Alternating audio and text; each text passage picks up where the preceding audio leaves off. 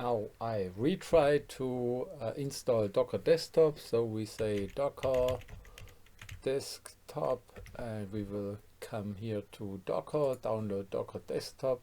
You see this one, and I hope so for Windows that we also get the Kubernetes section there. So we say here Docker Desktop, and now when it's downloaded we start it.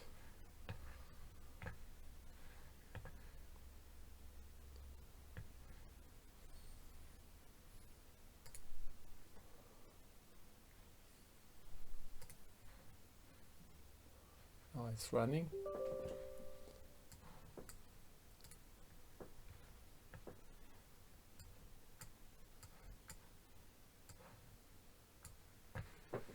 We use WSL2 instead of Hyper-V recommended. We have an AMD processor and shortcut to desktop. This is important for our for Kubernetes installation.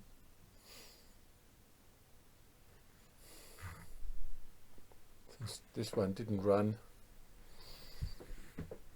Also, it should run.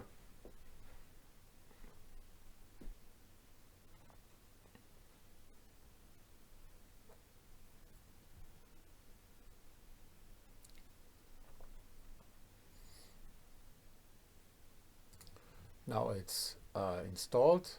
I will close it. And since I've already installed it once, we start it again. Now it's coming up, view full terms, everything is okay, I accept everything.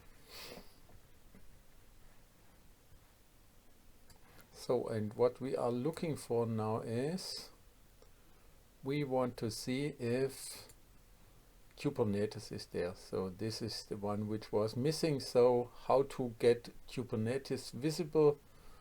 I deinstalled it and I installed it again. So for this case, I am able now to enable it, and I think this was a problem with this WSL2 in the first run. So the easiest way is to get it visible by deinstalling and installing it again.